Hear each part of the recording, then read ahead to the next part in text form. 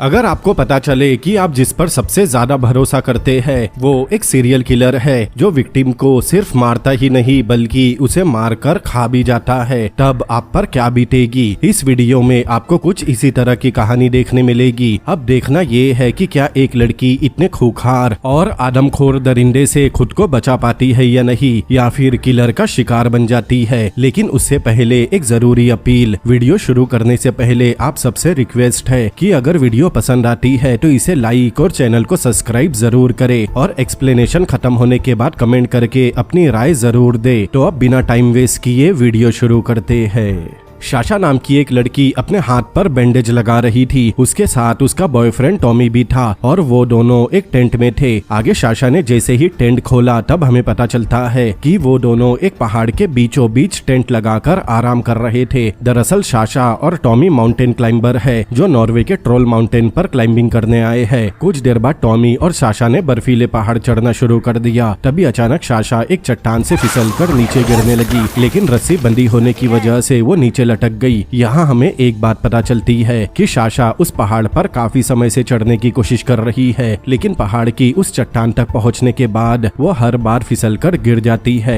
आगे बार बार कोशिश करने के बाद भी साशा उस चट्टान को क्रॉस नहीं कर पाती। तब उसका बॉयफ्रेंड टॉमी उसे शांत होने कहता है क्योंकि वहाँ कुछ देर में बर्फीला तूफान आने वाला है। इसीलिए वो दोनों चट्टान के बीच में टेंट लगाकर रात में आराम करने लगे। टॉमी का मानना था कि उन्हें वापस जाना चाहिए क्योंकि अगले दिन भी मौसम खराब रहने वाला है जो उनके लिए रिस्की है, लेकिन साशा अपनी जिद पर अड़ी रहती है और वापस जाने से मना कर देती है। आगे हम टॉमी के हाथ में एक लक डिवाइस भी देखते हैं जो टॉमी का लक परसेंटेज दिखाता है, लेकिन उस दिन डिवाइस में टॉमी का लक 0 दिख रहा था, जिससे टॉमी थोड़ा परेशान था। लेकिन वो साशा की जिद के आगे कुछ नहीं कहता। आगे टॉमी और साशा इतने तूफान में पहाड़ से नीचे उतरते हैं और जब तूफान पूरी तरह से शांत हो जाएगा तब वो दोनों फिर से क्लाइंबिंग शुरू करेंगे। लेकिन थोड़ा नीचे आने पर तूफान की वजह से ऊपर से बड़े बड़े पत्थर गिरने लगे और अगर एक पत्थर भी उनके ऊपर गिरा तो समझो उनका खेल खत्म हो जाएगा। ये देखकर साशा काफी घबरा गई, इसीलिए टॉमी साशा की रस्सी पकड़कर उसे जल्दी से नीचे आने कहता है ताकि उनकी जान बच जाए। लेकिन तभी ऊपर से एक बड़ा सा पत्थर सीधा टॉमी पर गिर गया और वो नीचे गिरने लगा। तब साशा ने टॉमी की रस्सी पकड़ ली, लेकिन साशा को ये नहीं पता था कि टॉमी जिंदा है या नहीं। कुछ देर बाद साशा टॉमी का भार झेल नहीं पाती और अगर वो थोड़ी देर और टॉमी को पकड़ी रहती तो दोनों नीचे गिरकर मर सकते थे। इसीलिए साशा ना चाहते हुए भी टॉमी की रस्सी छोड़ देती है और बेचारा टॉमी नीचे गिर जाता है।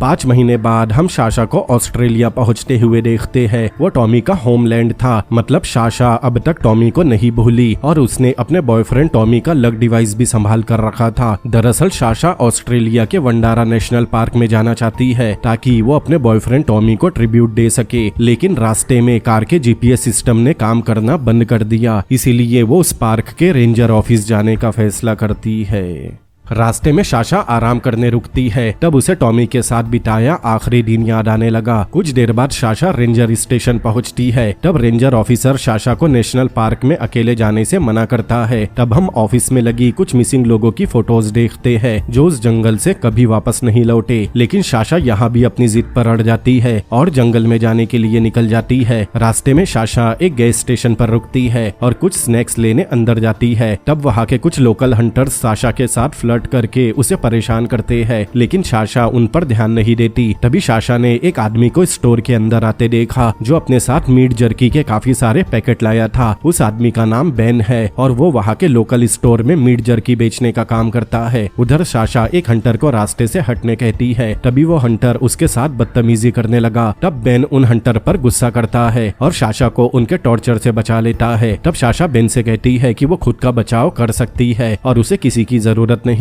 इसीलिए बेन अपना सिर हिलाता है और वहाँ से चला जाता है। तब साशा बेन की लाई मीट जर्की का एक पैकेट रख लेती है। बाहर आने के बाद साशा जंगल का मैप देखने लगी, लेकिन उसे कुछ समझ नहीं आ रहा था, इसीलिए वो मैप समझने के लिए बेन से मदद मांगती है। तब बेन मैप देखकर साशा से पूछता है कि उसे आसान रास्ते से जाना है या फिर मुश्किल भरे रास्ते से, जिस पर साशा मुश्किल भरा रास्ता चुनती है क्योंकि उस रास्ते पर अच्छी सीनरीज है। तब बेन उसे रास्ता समझाते हुए एक जगह के बारे में बताता है जो रिवर के पास है और वहाँ साशा अपना टेंट लगाकर आराम कर सकती है। आगे बेन साशा को वहाँ के खतरे के बारे में बता रहा था, लेकिन तभी साशा अपनी कार का कांच चढ़ाकर वहाँ से निकल गई। रात होने पर साशा एक जगह अपनी कार रोककर आराम करने का सोचती है, लेकिन तभी वहाँ वो सारे हंटर भी पहुँच गए जो उसे गैस स्टेशन में परेशान कर रहे थे। वो लोग साशा को बियर ऑफर करते हैं और अपने साथ पार्टी करने कहते हैं, लेकिन साशा उन्हें इग्नोर करके अपनी वैन में चली गई और वैन को अंदर से लॉक कर लिया। तब वो लोग वहीं पर पार्टी करते हैं और साशा भी अपनी वैन में सो जाती है। अगली सुबह साशा अपनी लोकेशन पर पहुंचकर रिवर राफ्टिंग करने नदी में जाती है और ब्लैक स्टोन बे नाम की जगह पर पहुंचकर पानी में चिल करती है। इसके बाद साशा फिर से राफ्टिंग शुरू करती है और उस जगह पहुंच जाती है जो बेन ने उसे मैप में बताया था। तब साशा ने देखा कि उस जगह पर उन लोगों की फोटोज लगी थी जो उस जंगल से गायब हो गए थे, लेकिन साशा को वो जगह काफी पसंद आई। आगे साशा अपने बैग से बेन की मीट जर्की निकाल कर खाने लगी और रात होने पर वो अपने टेंट में सोने चली जाती है।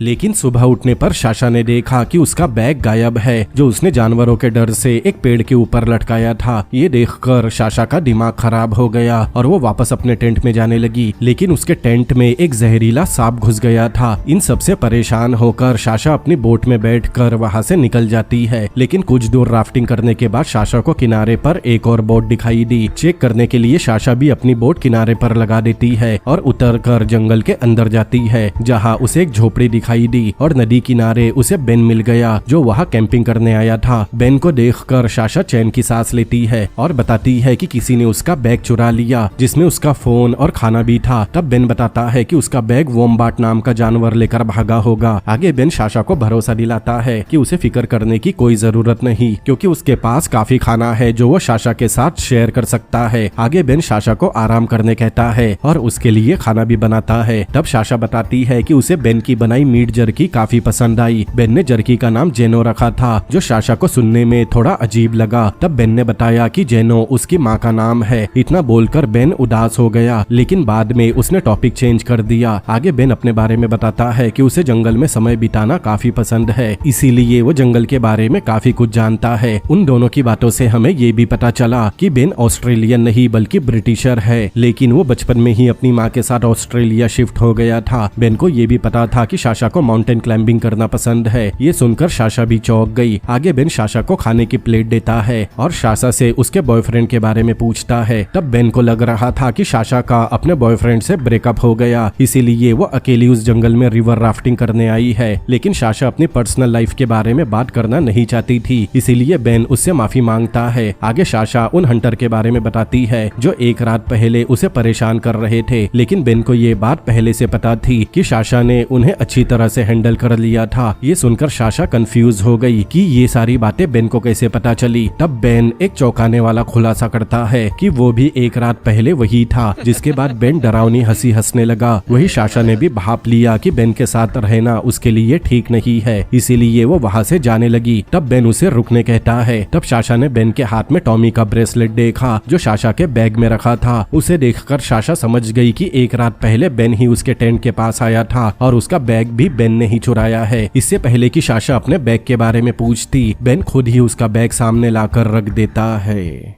आगे बेन अपने शेल्टर से एक क्रॉसबो लेकर आता है जिसमें से जानलेवा तीर निकलते हैं। साथ ही वो एक स्पीकर भी लेकर आया था। आगे बेन बताता है कि उसने बैग से साशा का फोन निकाल लिया है, लेकिन जरूरत का सारा सामान बैग में है। इसके बाद बेन साशा को टास्क देता है कि स्पीकर में गाना खत्म होने से पहले साशा को बहुत दूर भागना होगा, क्योंकि जैसे ही गाना खत्म होगा उसके बाद वो साशा का शिकार करेगा। ये सुनते ही साशा के हाथ पैर ढीले पड़ गए, लेकिन वो बिना समय गवाए जल्दी से अपना बैग उठाती है और भागती हुई अपनी बोट के पास जाती है। साशा राफ्टिंग करते हुए बेन से जितना दूर हो सके भागने की कोशिश करती है। कुछ देर बाद गाना खत्म हो गया। तब बेन भी तेजी से भागने लगा। उधर साशा राफ्टिंग करते हुए दूर निकल गई, लेकिन एक झरने से गिरने के बाद साशा के सिर में चोट लग जाती है और उसकी बोट भी पानी में बह गई। आगे साशा जैसे तैसे अपनी जान बचाकर पानी से बाहर आई। बाहर आने के बाद साशा रुकने की बजाय तुरंत चलना शुरू कर देती है, क्योंकि उसे किसी तरह जंगल से बाहर निकलना था। तभी साशा को जंगल में कुछ और लोगों की आवाज सुनाई दी, इसीलिए वो मदद मांगने के लिए उस आवाज की तरफ तेजी से भागने लगी, लेकिन वहाँ पहुँचने पर साशा को बस एक फोन मिलता है जिसमें कुछ लोगों की एक वीडियो क्लिप चल रही थी और उसी की आवाज सुनकर साशा वहाँ पहुँच गई। मतलब ये बेन का बनाया ट्रैप था। तभी अचानक साशा की तरफ एक तीर आता है, लेकिन साशा उससे बच जाती है और वहाँ से अपनी जान बचाकर भागती है, लेकिन दूसरा तीर सीधा साशा के पैर में जा लगा। लेकिन तीर लगने पर भी साशा नहीं रुकती। काफी दर्द होने के बाद भी वो तेजी से भागती है, लेकिन तभी साशा का पैर स्लिप होता है और वो लुढ़कते हुए सीधा रिवर में गिर गई। कुछ दूर पानी में बहने के बाद साशा एक बार फिर किनारे पर आती है और अपने पैर पर लगे तीर के घाव को चेक करती है। इसके बाद साशा फोन चेक करती है, लेकिन वो फोन पूरी तरह टूट चुका था। ये वही फोन था जिसमें बेन ने वीडियो क्लिप प्ले की थी। आगे साशा बैग से अपने कपड़े निकालकर चेंज करती है और एक चॉकलेट खाकर पानी पीती है ताकि उसका दिमाग शांत हो सके और वो पैनिक होकर कोई गलत कदम न उठा ले। तभी साशा को अपने बैग में पेपर स्प्रे मिला जिसे वो अपने पास रख लेती है। कुछ देर बाद साशा भागना शुरू करती है ताकि वो बेन से बहुत दूर निकल जाए। कुछ दूर भागने के बाद और कुछ चट्टानों पर चढ़ने के बाद वो एक ऊंची जगह पर पहुंच गई। आगे साशा बैग से दूरबीन निकाल कर देखती है, तब उसे बेन भागते हुए दिख जाता है। इसीलिए वो तुरंत एक पेड़ के पीछे छुप गई और दूरबीन से दोबारा देखने लगी। तब साशा ने देखा कि बेन उसे देखकर स्माइल कर रहा था। साशा तुरंत उन्हीं चट्टानों से नीचे उतरकर छुप जाती है। कुछ देर बाद बेन भी वहाँ पहुँच गया और साशा को ढूंढने लगा, लेकिन साशा के ना मिलने पर वो वहाँ से चला जाता है। तब साशा भी किसी तरह वहाँ से निकल गई। आगे साशा बेन पर नजर रखती है, तब उसने देखा कि बेन नदी में बिना कपड़ों के नहा रहा था और उसकी बोट भी वहीं पर बंधी हुई थी। अब साशा को जंगल से बाहर निकलने के लिए बेन की बोट की जरूरत थी, इसीलिए वो चुपके से पानी में उतरती है और बिना आवाज किए स्विम करते हुए बेन की बोट के पास जाती है। लेकिन साशा को ये नहीं पता था कि वहाँ बेन ने पहले से उसके लिए एक ट्रैप तैयार कर रखा है। साशा जैसे ही बोट के पास पहुंची तब उसका पैर उस ट्रैप में फंस गया और साशा दर्द के मारे जोर से चिल्लाने लगी। तब बेन पागलों की तरह हंसता है और उस ट्रैप से बंधी चेन को खींचता है, जिससे साशा अपने आप बेन तक पहुंच गई। लेकिन तभी साशा ने अपने बैग से पेपर स्प्रे निकाला और सीधा बेन के मुंह पर स्प्रे कर दिया। अब बेन भी दर्द से तड़प उठा और जोर जोर से चिल्लाने लगा। तब साशा उसका क्रॉसबो उठाने की कोशिश करने लगी, लेकिन तब तक बेन पानी से अपना मुंह धो लेता है और चेन को दोबारा खींचता है, जिससे साशा क्रॉसबो से दूर हो गई। इसके बाद बेन सबसे पहले पेपर स्प्रे दूर फेंकता है और क्रॉसबो उठा लेता है। फिर वो साशा का पैर उसके बनाए ट्रैप से अलग करता है। तब साशा जानने की कोशिश करती है कि क्या बेन उसके साथ किसी तरह का खेल खेलना चाहता है, क्योंकि उसे बिल्कुल भी अंदाजा नहीं था कि बेन उसके साथ ये सब क्यों कर रहा है। तब बेन ने असली राज खोला कि वो कोई खेल नहीं खेल रहा, बल्कि वो एक रिचुअल पूरा कर रहा है। अगले सीन में हम साशा को बंधा हुआ देखते हैं। तब बेन साशा को कुछ फल दिखाता है और बताता है कि उसने साशा को गैस स्टेशन पर चॉइस दी थी कि उसे आसान रास्ते पर जाना है या फिर मुश्किल भरे रास्ते पर। मतलब यही वो मुश्किल भरा रास्ता था। रात होने पर जंगल में बारिश शुरू हो जाती है और बेन साशा को इतनी बारिश में बांध कर रखता है। बेन का मानना था कि इंसानों को अपने रिचुअल्स याद रखने चाहिए, इससे उन्हें याद रहता है कि वो लोग कौन है और किस काम के लिए दुनिया में आए हैं। आगे बेन जंगल के कुछ ट्राइब्स के बारे में बताता है जो अपने हाथों से अपने दांतों को तेज और नुकीला बनाते हैं। अगली सुबह बेन साशा को अपनी बोट में बैठाकर कहीं ले जा रहा था। तब वो साशा को एक राज की बात बताता है कि उसे रेंजर ऑफिस के रजिस्टर से साशा के बारे में पता चला और तब से ही वो साशा पर नजर रख रहा है। बेन ने साशा की पिछली लाइफ के बारे में भी पता लगा लिया था और उसका मानना था कि टॉमी इतनी आसानी से मरने वालों में से नहीं था, क्योंकि उसने इससे कई ज्यादा खतरनाक पहाड़ को भी पार किए थे और अगर साशा चाहती तो टॉमी को बचा सकती थी, लेकिन उसने टॉमी को मरने दिया। लेकिन साशा को पता था कि अगर वो टॉमी को नहीं छोड़ती तो शायद वो भी गिरकर मर जाती। तब साशा का ध्यान बोट पर रखे एक बोल्ट पर जाता है जिसे वो चुपके से उठा लेती है, लेकिन ऐसा करते हुए बेन ने उसे देख लिया, इसीलिए वो साशा को पानी में धक्का दे देता है और उसे पानी में खींचता हुआ ले जाता है। आगे बेन साशा को जंगल में एक खुफिया जगह पर लेकर गया जहाँ अब तक बेन के अलावा दूसरा कोई नहीं गया था। वो साशा को जमीन में बनी एक गुफा के अंदर ले जाता है। वहाँ साशा ने एक ऐसा नजारा देखा जिसे देखकर उसके होश उड़ गए। साशा ने वहाँ कुछ इंसानों की डेड बॉडीज देखी जिन्हें बेन ने नमक लगाकर लटका रखा था ताकि उनकी डेड बॉडी सड़ने न पाए। दरअसल बेन का मानना था कि जब हम इंसान का मांस खाते हैं तब हमारे अंदर उस जीव की स्पिरिट आ जाती है। ऐसा करने के लिए उसे अपने शिकार का लीवर खाना होता है। तो अब सवाल ये था कि लीवर खाने के बाद बेन उनकी बॉडीज का क्या करता है। जी हाँ, आपने सही सोचा, वो उन बॉडीज के टुकड़े करके उन्हें धूप में सुखाता है और उनकी मीट जर्की बनाकर स्टोर में सेल करता है, जिसे मूवी की शुरुआत में साशा ने भी खाया था और वो उसे काफी पसंद भी आई थी। अब बेन ने ये सारा खेल साशा के साथ इसीलिए खेला था क्योंकि वो देखना चाहता था कि साशा की स्पिरिट कितनी ताकतवर है, मतलब वो साशा का लिवर खाने वाला है, ताकि वो भी साशा की तरह फुर्तीला और ताकतवर बन सके। ये सुनकर साशा का दिमाग हिल गया और उसे समझ नहीं आ रहा था कि वो ऐसी सिचुएशन में क्या करे। वैसे साशा की जगह आप होते तो आप ऐसी सिचुएशन में क्या करते, मुझे कमेंट करके जरूर बताएं। आगे साशा अपना दिमाग चलाती है और बेन को अपनी बातों में उलझाने की कोशिश करती है। साशा कहती है कि बेन जरूर किसी ऐसी मुसीबत से गुजरा होगा जो एक आम इंसान के दिल और दिमाग को हिला दे, इसीलिए वो बेन से उसकी पुरानी लाइफ के बारे में जानने की कोशिश करने लगी। तब बेन अपना असली रूप दिखाता है और अपने मुंह से नकली दांत निकाल लेता है। तब हम देख पाते हैं कि बेन के असली दांत काफी नुकीले और धारदार है और यहाँ हमें पता चलता है कि बेन ने उन ट्राइब्स के पास जाकर अपने दांत भी उनके जैसे नुकीले बनवा लिए, जिसके बारे में कुछ देर पहले उसने साशा को बताया था। तभी साशा का ध्यान वहाँ रखी एक फोटो पर गया जिसमें छोटा बेन अपनी माँ के साथ था। तभी बेन साशा को पकड़कर बांध देता है और उसे भी बाकी लाशों की तरह लटका देता है, जिसके बाद वो एक लिक्विड निकालता है जो काफी नमकीन है और साशा को मारने के बाद वो उसकी बॉडी को भी उस लिक्विड में डुबो कर रखने वाला है ताकि वो साशा की स्किन से एक बेहतरीन जर्की बना सके। लेकिन साशा तब भी उसे अपनी बातों में उलझाने की कोशिश करती है और उसका फोटो देखकर कहती है कि बेन बिल्कुल अपनी माँ की तरह ही दिखता है। तब बेन साशा के बिल्कुल करीब आता है और बताता है कि उसकी माँ बहुत खास थी क्योंकि वो बेन की पहली विक्टिम थी, मतलब उसने रिचुअल के लिए अपनी माँ की भी बलि चढ़ा दी थी और उसकी बॉडी को मीट जर्की बनाकर खाया था, इसीलिए उसने उस जर्की को अपनी माँ का नाम दिया। बेन का मानना था कि ऐसा करने से उसकी माँ की स्पिरिट हमेशा उसके साथ रहेगी। इसके बाद वो साशा को गले लगाकर कहता है कि वो साशा की स्पिरिट को भी हमेशा के लिए अपने पास रखेगा। ये सुनते ही साशा अपने दांतों से बेन का कान काट लेती है, जिससे बेन साशा को लेकर नीचे गिर गया। तब साशा जल्दी से उठकर वहाँ से भागने की कोशिश करने लगी, लेकिन बेन के हाथों में साशा की रस्सी आ गई। तब साशा किसी तरह खुद को बेन से बचा लेती है और सीधा नदी में कूद जाती है और उसके पीछे बेन भी नदी में कूद जाता है। बहते पानी में बेन साशा का पीछा करने लगा। तभी एक बड़ा सा झरना आ गया जिसमें दोनों नीचे गिर जाते हैं। तब बेन का सिर टकराने से वो बेहोश हो गया।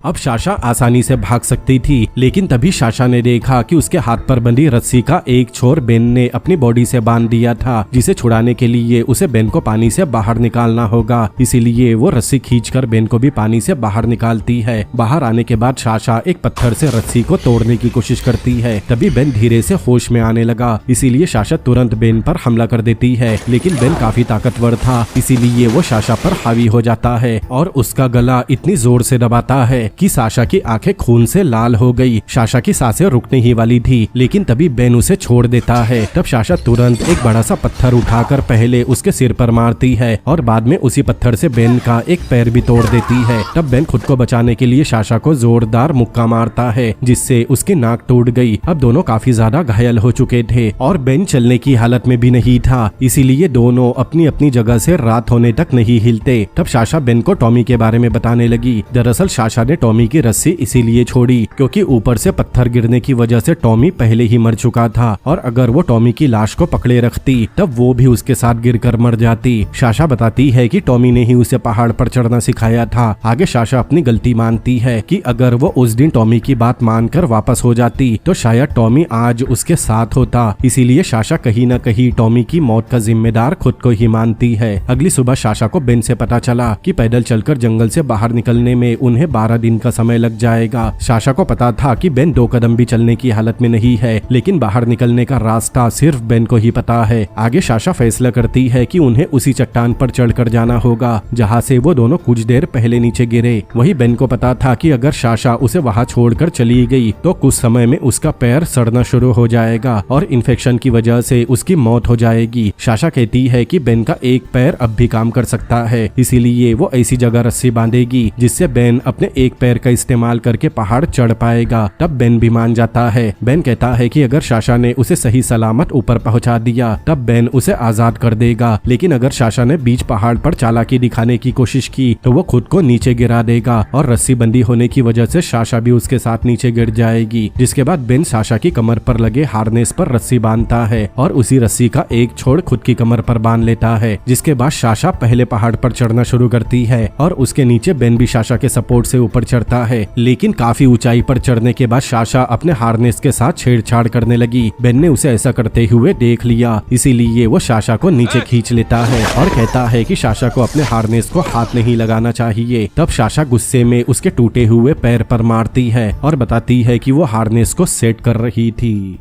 जिसके बाद साशा फिर एक बार ऊपर चढ़ना शुरू करती है। ऊपर चढ़ते समय साशा को एक चट्टान मिलती है जिस पर वो आराम से खड़ी हो गई। चट्टान पर खड़ी होने के बाद साशा ने चुपके से बेन से बनी रस्सी अपने हार्नेस से निकाल कर एक टहनी पर बांध दी ताकि बेन उसे वापस नीचे न खींच सके। तब बेन तुरंत साशा की रस्सी को नीचे खींच लेता है, लेकिन इस बार साशा की जगह उसके कमर पर बना हार्नेस नीचे गिर जाता है। ये देखकर बेन समझ गया कि अब उसका खेल खत्म होने वाला है। तब साशा बेन वाली रस्सी को टहनी से आजाद कर देती है, जिससे बेन नीचे गिर जाता है और उसकी काफी दर्दनाक मौत हो जाती है। लेकिन अब परेशानी की बात ये थी कि साशा को अब भी आधा पहाड़ चढ़ना था और अब उसके पास कोई रस्सी नहीं थी। मतलब उसे अपने हाथ पैर और दिमाग का इस्तेमाल करके ऊपर चढ़ना होगा और साशा अपनी जान बचाने के लिए वही करती है। काफी ज्यादा मेहनत करने के बाद आखिरकार वो ऊपर पहुंच गई, लेकिन साशा को अब भी पैदल चलकर जंगल पार करना था, इसीलिए वो पानी पीकर अपनी प्यास बुझाती है और रात होने पर भी चलना जारी रखती है। लेकिन तभी साशा का लक उसका साथ देता है, क्योंकि एक फॉरेस्ट रेंजर अपना रास्ता भटक कर वहाँ पहुँच गया और उसे साशा मिल गई। तब वो रेंजर साशा को लेकर वहाँ से निकल जाता है। अगली सुबह साशा रेंजर स्टेशन में पहुँच गई और उन सभी गुमशुदा लोगों की फोटोज देखकर रेंजर ऑफिसर को बताया कि वो उन सब का पता जानती है। जिसके बाद एक चॉपर साशा की बताई जगह पर पहुँच गया और न्यूज में बताया जाता है कि वंडारा नेशनल पार्क की एक गहरी गुफा में 20 डेड बॉडीज बरामद की गई, जिसके बारे में एक लेडी ने रेंजर को बताया है और वो एक लौती लेडी है जो उस जंगल से जिंदा वापस लौटी। कुछ समय बाद हम साशा को देखते हैं जो एक समंदर के पास खड़ी थी। तब साशा टॉमी का लकी कंपास निकाल कर समंदर में फेंक देती है और एक नई जिंदगी की शुरुआत करती है और यहीं पर इस कहानी का एंड होता है।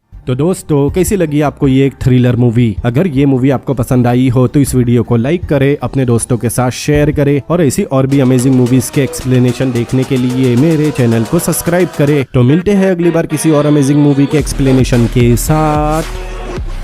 Peace out.